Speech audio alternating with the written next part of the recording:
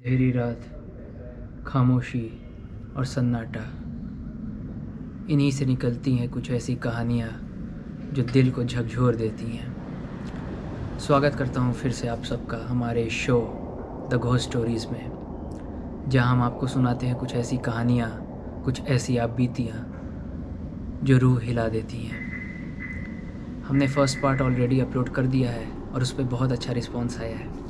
यही देखते हुए हम आपके लिए लाए हैं इस शो का सेकंड पार्ट, जहाँ पे हम आपको और कुछ ऐसी कहानियाँ सुनाएंगे जिसको सुनने के बाद आप भी ये सोचने पे मजबूर हो जाएंगे कि क्या ऐसी भी कोई शक्तियाँ हैं जो हमारे साथ इस दुनिया में एग्जिस्ट करती हैं। इस पार्ट में हमने एक गेस्ट को बुलाया है जो हमारा दोस्त है, जो अपनी आप बीतियाँ आपके साथ शेयर करना चाहता है। तो आइए सुनते हैं उसकी कहानियाँ और समझने की कोशिश करते हैं उन शक्तियों को जिससे अभी तक हम सब अनजान थे।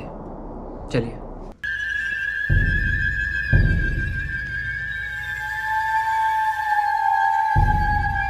एक बार फिर से स्वागत है आप सभी का दोस्तों हमारे इस चैनल हुमूस व्लॉग में। तो आज हम सब फिर इकट्ठा हुए हैं कुछ ऐसी कहानियों को सुनने के लिए, कुछ ऐसी आप बीती को सुनने के लिए, कुछ ऐसी स्टोरीज़ को सुनने के लिए जिसे सुन के रूह कांप जाती है, डर लगता है और ये सोचने पे हम मजबूर हो जाते हैं कि अगर ये हमारे साथ हो तो क्या हम इसे सह पाएंगे। गाइस, अभी आप देख सकते हैं कि टाइम हो रहा है 1:08 और इतनी रात में हम आपके साथ जुड़े हैं ताकि हम अपने एक्सपीरियंस, अपनी आप बीती आपके साथ शेयर कर सकें। इस एपिसोड में खासकर हमारे दोस्त निशु अपनी एक स्टोरी को शेयर करना चाह रहे हैं जो इनके जीवन में घट चुकी है, जिस स्टोरी से ये आपको बताना चाहते हैं कि आपके साथ ऐसा ना हो, आप केयरफुल रहे कहीं भी अगर आप रात में अकेले या किसी के साथ भी जा रहे हो। तो निशु शुरू कीजिए। तो गाइज़ कैसे हैं आप सब। तो गाइज़ आप लोगों ने हमारा जो पहला वीडियो था उसको बहुत प्यार दिया गाइज़, तो थैंक यू सो मच। तो आज ये कहानी जो है ये मेरी आप बीती है जो मेरे साथ हुई थी दिल्ली आने से पहले। ज़्यादा वक्त नहीं हुआ है गाइज़, मात्र 1 साल पहले ये वाक़या मेरे साथ हुआ था। मैं दिल्ली आने से 1 महीने पहले अपने नानी के घर पे गया था उनसे मिलने के लिए। बहुत बड़े पैमाने पे यज्ञ हो रहा था रांची से गाइज़, हम लोग वहाँ पे गए थे। तो मैं अकेले गया था और मेरी मौसी का एक बेटा आया था वहाँ पे और मेरे मामा के बेटे थे। तो गाइज़ एक दिन ऐसा हुआ कि मेला वेला घूम के तो हम आ गए। तो एक दिन हमें रात के 2 बजे गाइज़ भूख लगी, क्योंकि सारे हम लोग वहाँ मौसी का कज़न सब कोई हम लोग वहाँ पे जुटे हुए थे। तो वहाँ पे मौज मस्ती चल रही थी। तो रात में हम सब भाइयों ने तय किया कि भूख लग गई है, हम लोग खाना खाने चलते हैं कहीं बाहर। तो गाइज़ हम लोग रात के 2-2:30 बजे करीब में प्लान करते हैं। वहाँ से हम लोग गाड़ी लेके निकलते हैं अपने मामा के घर से। तो गाइज़ बस कुछ किलोमीटर हम गए थे, मतलब ज़्यादा रेडियस नहीं था। जो जहाँ हम जाने वाले थे वो 10 किलोमीटर का हमारे घर से रेडियस था। तो हम अपने घर से निकलते हैं तो वही 3-4 किलोमीटर हम गए होंगे। तो गाड़ी में हम लोग सोचा कि पेट्रोल ले लें। तो पेट्रोल पंप गए तो पेट्रोल पंप बंद था।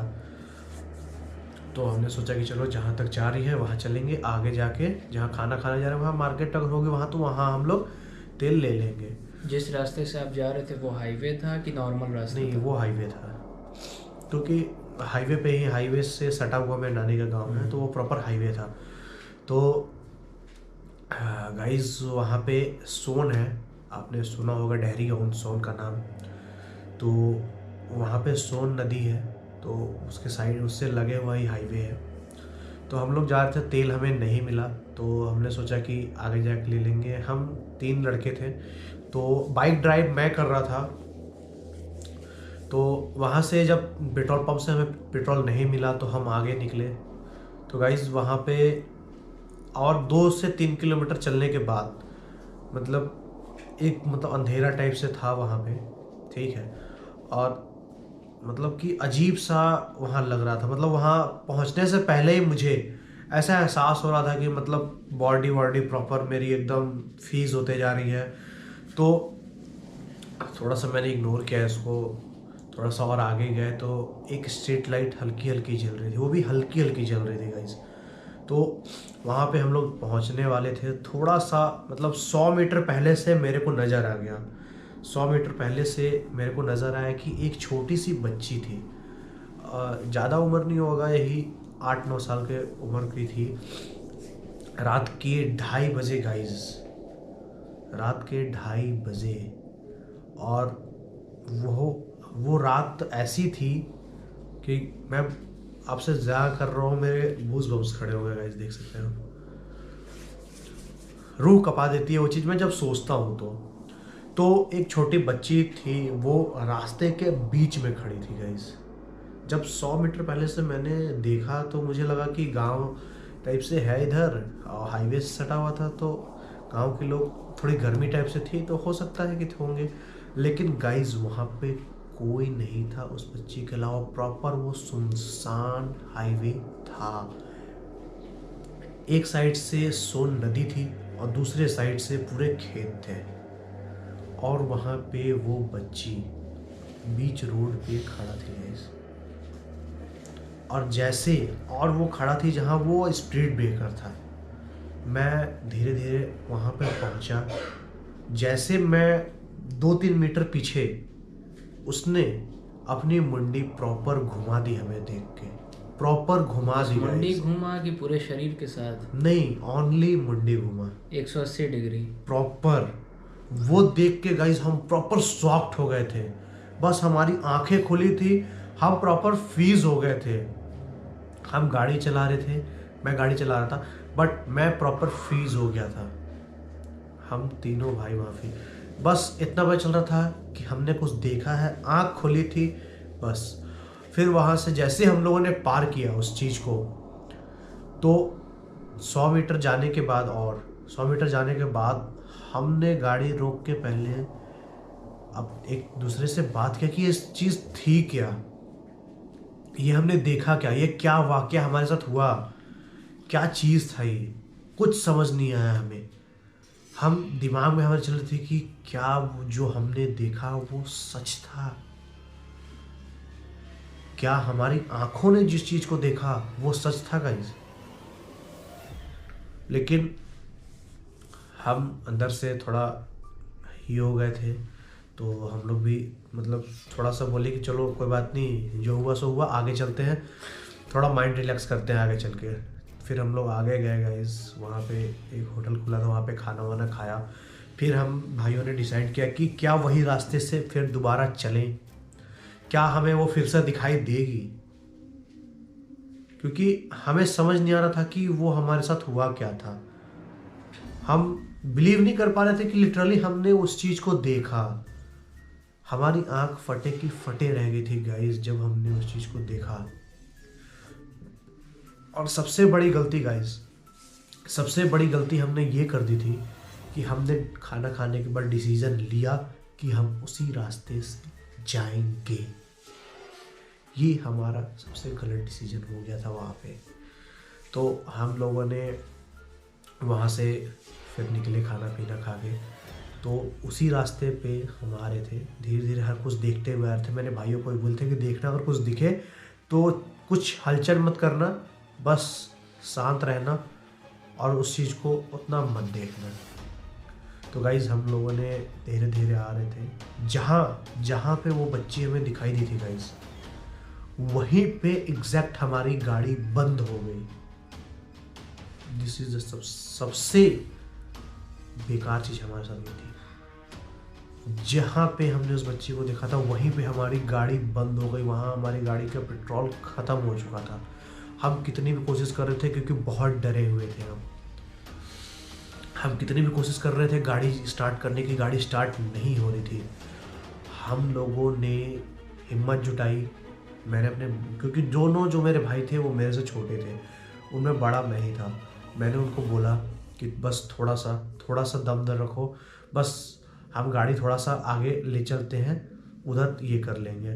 फिर गाड़ी कैसे कैसे, और गाड़ी वो थी बुल्ट, जो आप जानते हैं बुल्ट कितनी भारी होती है। तो कैसे कैसे करके हम लोगों ने उसको, एक पुल था वहाँ तक लाया।